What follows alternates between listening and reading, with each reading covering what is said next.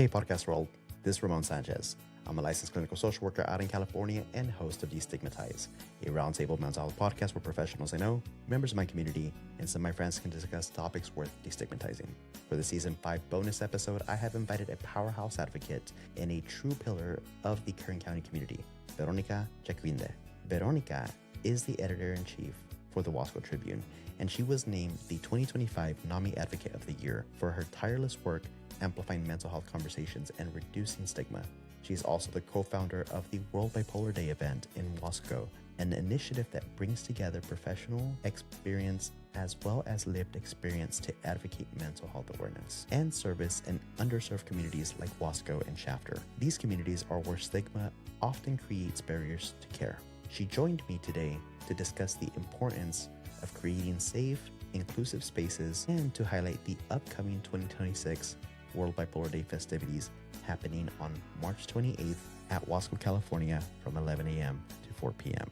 And now, here's our episode. Destigmatized Mental Health Podcast Season 5 bonus episode. I'm here with Veronica Jaquinde.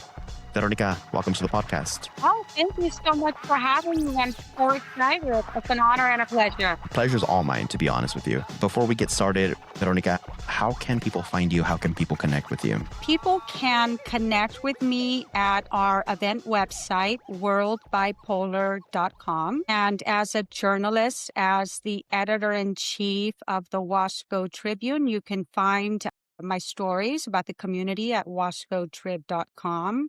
I'm also on social media. You can find information and updates about our World Bipolar Day event, Mental Health Awareness and Arts Festival on social media, on Instagram at world_bipolar day, and also on Facebook under my name, Veronica Jaquinde. Veronica, it is a huge honor to speak with you again.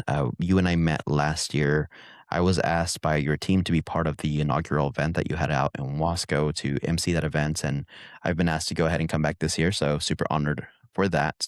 And now we're here, and we're looking towards World Bipolar Day 2026. That's on March 28th in downtown Wasco from 11 a.m. to 4 p.m. It's a free event, and we'll definitely talk about that in a few minutes. But before we get to that, for those who might be new to your story, could you share a little bit about your journey and what drives your advocacy today? Yes, well, my work as a mental health advocate, and certainly the reason why I created the concept of World Bipolar Day Mental Health Awareness and Arts Festival, is driven by my unique journey. It has not been easy for me.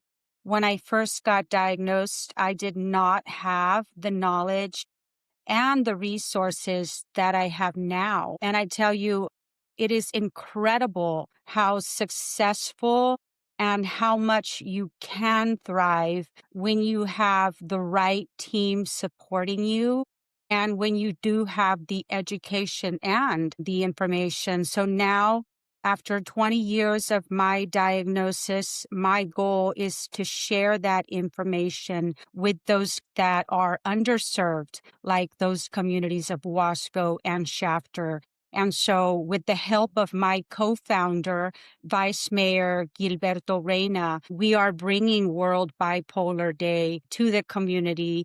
And it is our hope that our brothers and sisters can join us on this celebration of creativity and mental health education. You've been so open about your diagnosis. Why is that radical transparency so important to you personally when it comes down to destigmatizing bipolar disorder? Because I believe transparency saves lives. And when people can speak openly about bipolar disorder, it challenges stereotypes that people may have. So when I speak about my bipolar disorder and people may think perhaps I'm not broken, and maybe I can seek help, then that really means the world to me. And it's all worth it for me to share my story. Yeah, given the bipolar diagnosis, that doesn't necessarily define who that individual is.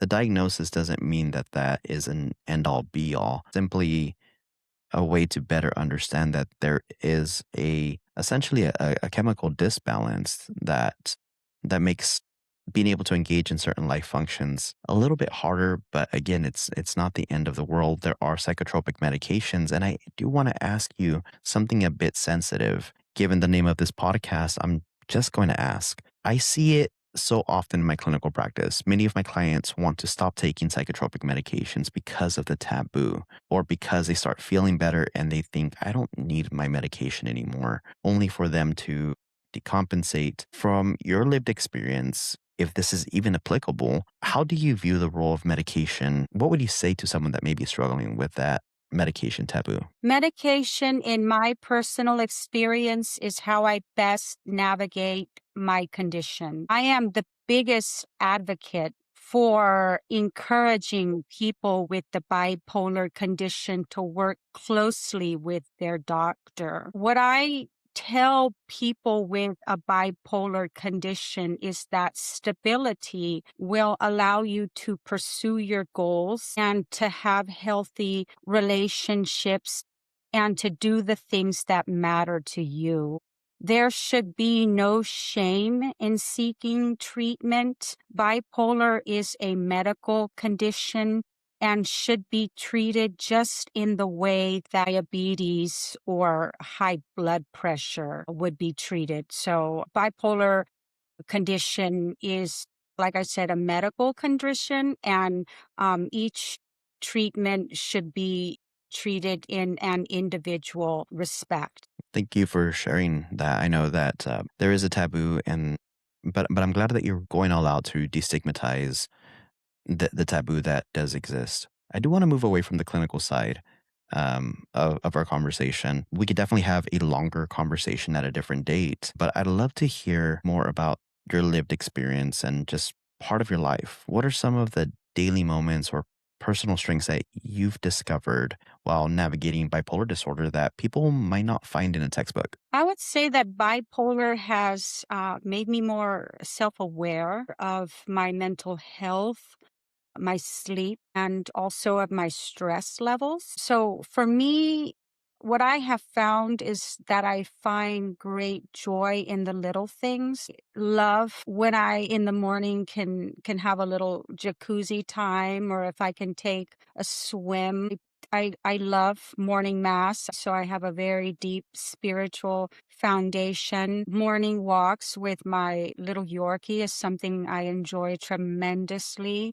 So finding joy and happiness in those little things is something that I seek, and that joy and that stability and that peace and that calm is something that helps me navigate my bipolar condition. So I would encourage people to find that in their lives, someone that is living with mental illness, because routine is something that helps someone navigate that bipolar condition. Is very good for people who have bipolar, is finding stability when it comes to finding routine in their lives and seeking that peace, calm, and joy.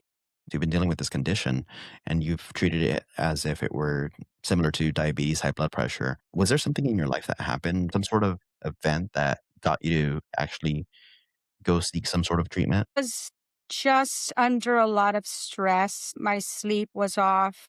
I just, you know, wasn't my normal self. And I felt that something was off and I needed to seek help. And I had the telltale signs of what bipolar was. And I wasn't living my best life. And I felt I needed to seek help. And I took the steps necessary to seek treatment, and it was the best decision I ever made. I'm glad that you're sharing your story. Because of you sharing your story as well as the work that you're doing with World Bipolar Day in Wasco, and I'm sure so many other things that you do, you were named the 2025 Mental Health Advocate of the Year. Looking back at this achievement, and moving into 2026, how have you seen the conversation around bipolar disorder shift in Kern County? Receiving the NAMI 2025 Mental Health Advocate of the Year award was just so extremely meaningful for me.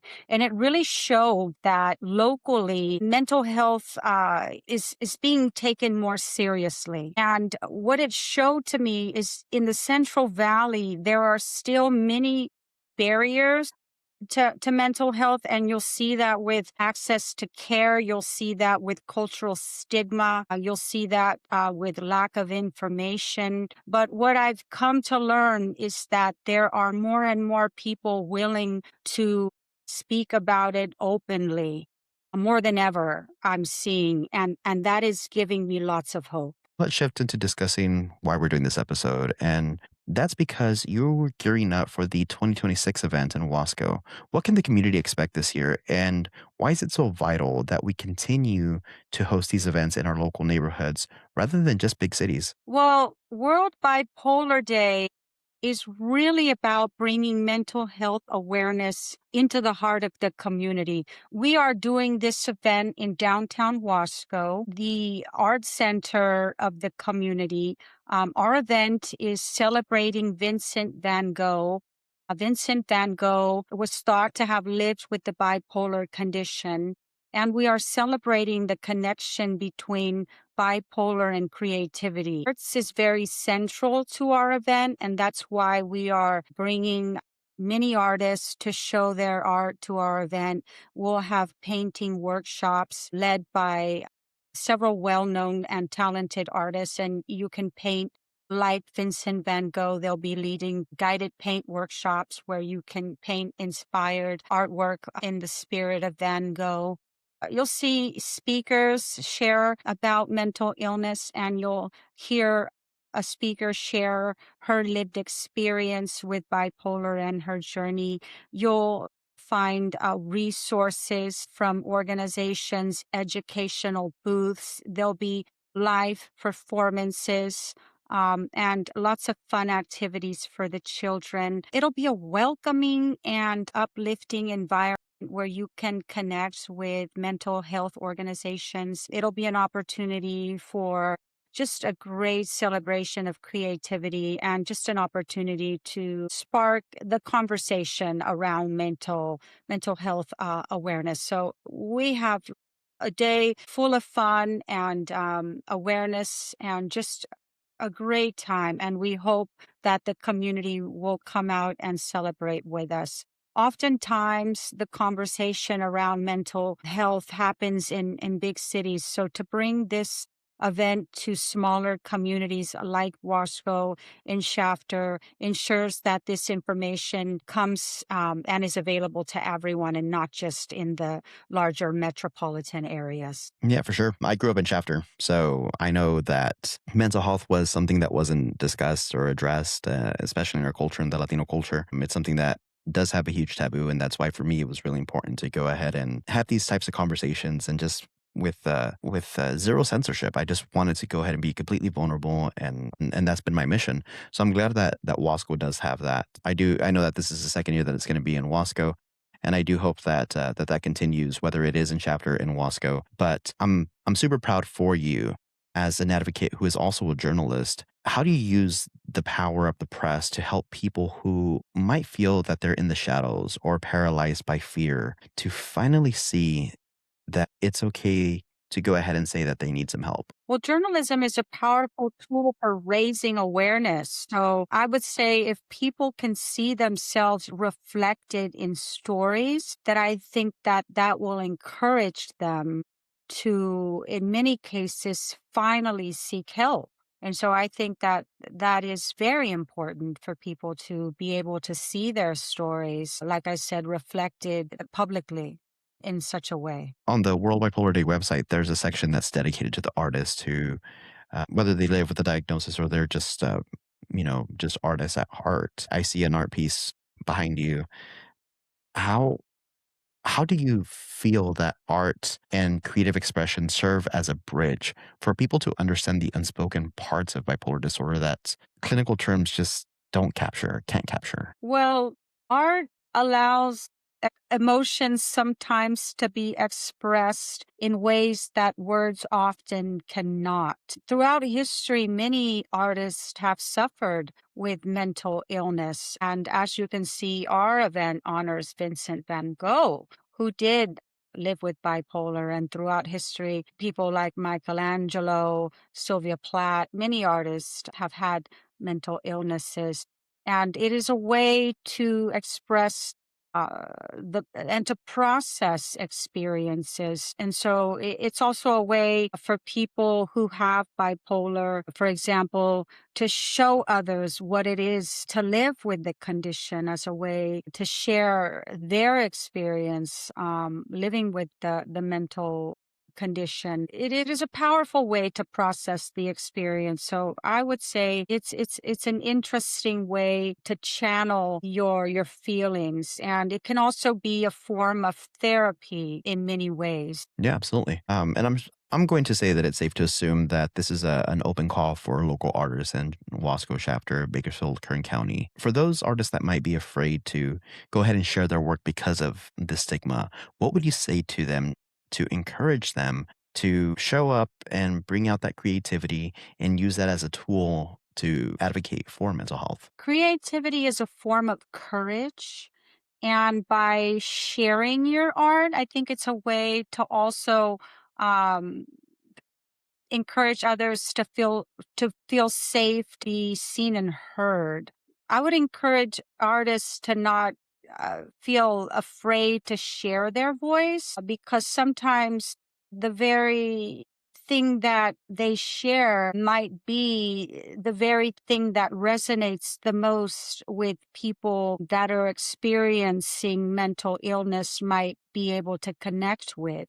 So I think it's very powerful when an artist is willing to be vulnerable in that way. And like I said, it is very, very courageous for an artist to show that vulnerability on canvas. So I would encourage artists to be free, and it is very liberating. Veronica, as we wrap up, is there one key message or piece of advice that you want our listeners to go ahead and take away from today's conversation about destigmatized mental health? And if so, what would that be? I would say that mental health matters and that no one should be ashamed to seek help. I would say that the more that we talk openly about mental health, the more that we can create communities where people feel safe to seek help and the support that they need. So again, I want to thank you, Ramon, for inviting me to your show.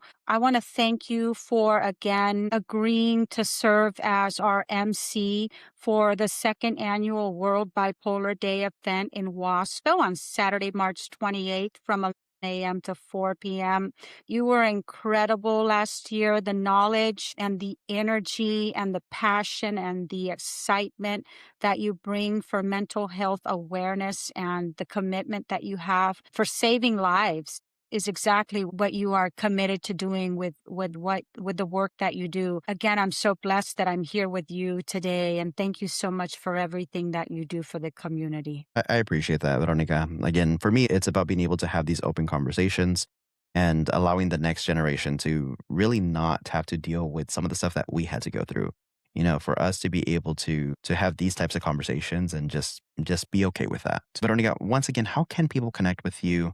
What is the easiest way for people to reach out to you? Shoot out your socials. I'm very active on Instagram. You can find me posting regularly. I'm very active right now. I'm really trying to get the word out and engage and invite people to join us on our special day. You can find me on Instagram, world_bipolar day. You can also find me on Facebook, Veronica Jacquinde, JACUINDE.